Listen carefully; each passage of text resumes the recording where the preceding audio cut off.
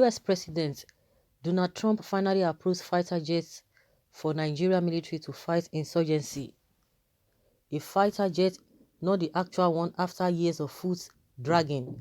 The US State Department has finally approved a $539 million sale to Nigeria of A-29 Super Tucano attack planes with associated parts, training, facilities and weapons. The Defense Security Cooperation Agency delivered their certification of the foreign military sale to Congress as required by law on 2nd of August, according to United Press International. The 12 A-29s, equipped with wing-mounted machine guns, weapons integration with advanced surveillance, precision-guided bombs, and even air-to-air missiles, are expected to be used by Nigeria to combat the Boko and other groups as well, such as the Islamic State West Africa Splinter Group. They will also serve to counter smuggling and other trafficking in Nigeria and the Gulf of Guinea. The DSCA has determined that U.S. security interests are served by assisting Nigeria in its counter-insurgency operations and that the A-29 say will not significantly alter the military balance of power in the region.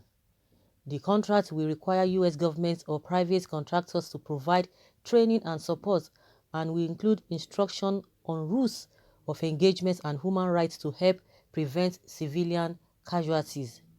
The Embraer A-29 Super Tucano is a turboprop light attack plane in service with countries across the world. It is designed for counterinsurgency operations and close air support in areas lacking significant air defense. It is also widely used as a training aircraft. It is a contender in the U.S. Air Force's OAX Light Attack Aircraft competition for a low-cost and easy-to-operate and maintain air support platform.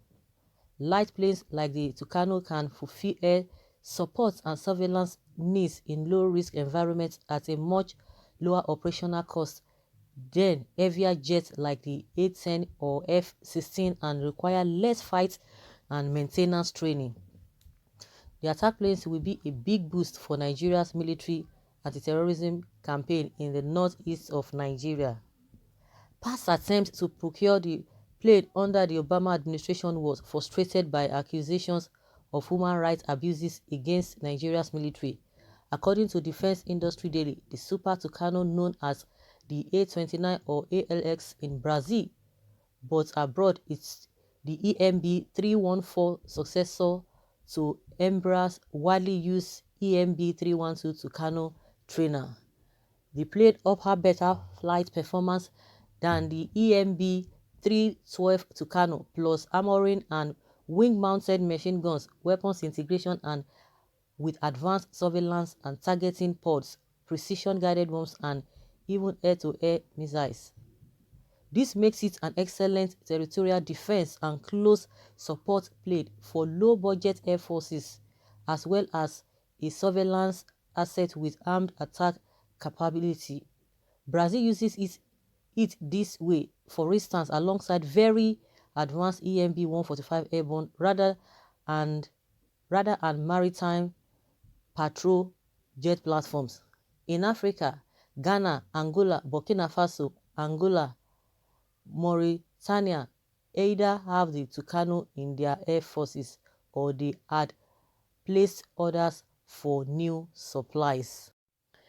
Well, if it is true, I think it is a welcome development. I could remember some years back when the federal government took money from the federal accounts or federation accounts, and at that time we had a 8th Senate, and it was learned that they did not follow the proper procedure to get the money for this plane of a thing. And then Buhari went to meet, I think that was 2 years or 3 years ago, Buhari went to meet with Trump, and that was when they agreed on that, and they said, oh, it's going to be ready in 2020 or so. And people were like, so does it mean from that time till that 2020, what would happen? How are we going to be getting along or conquering this Boko people? And Lai Mohammed came out and said, oh, they have been defeated technically, and a lot of people were like, oh, this is not a good one, but they say it will be ready. But I don't know if this is one of the aircraft they really wanted to buy for that purpose. They say it will be ready in 2020, and then they say people just say, okay, since it's meant for the purchase of a arm to be able to fight this insurgency, that they shouldn't even bother, or they were quoting maybe presidential order or executive order. But that being said, but I don't know whether what of the things they wanted to get at that time, whether this one that they are doing is part of a this aircraft or whatever they are releasing to them. Okay, this fighter jet is part of what they negotiated for at that particular time. But anyway, if they can get it and if it comes, we hope they will be able to use it judiciously. They'll be able to go alongside with the way it ought to be used, so that they will not play politics with it. Everything in this country is all about politics.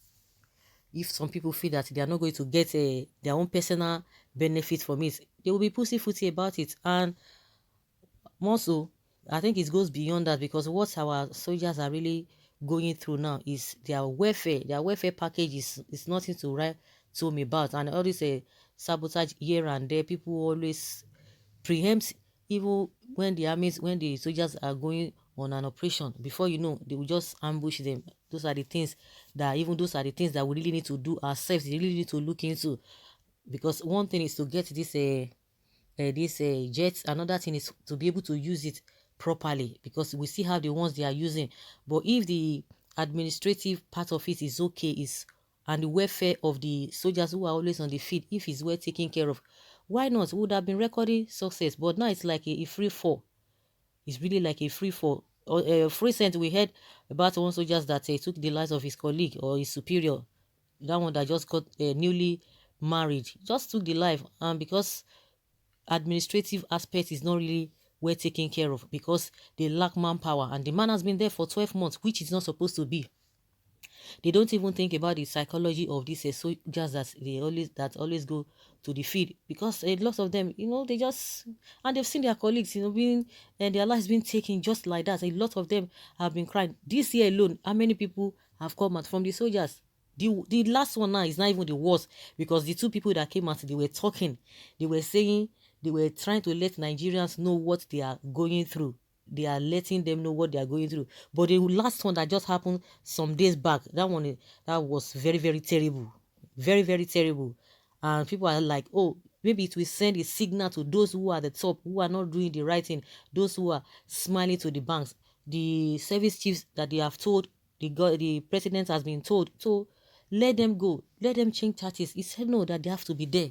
So, in my opinion, even if this fighter jet that they have released to them, they have approved to them, if they will be able to manage everything, because it goes along with a administrative aspect of it, and taking care of the so-called soldiers who are always on the field. You need to take care of them. They need to be well taken care of. Their emotion, their psychology must be intact, must be looked into. Now, the army is telling us that the guy that took the life of his superior, that it was depressed. How can they be depressed? What are you doing to motivate them? You are not doing anything to motivate them. You just say, oh, they are depressed. The ones that will still come out and complain, do you want to punish them for doing that? So what kind of a thing is that? The same people in the military are the ones who will hint the terrorists on how to counter the attack. I'm not proud of Nigeria military. Shame on them. With the so-called brutal allow the jet to operate? That's another thing. One thing is to get it. Another thing is to work with it effectively.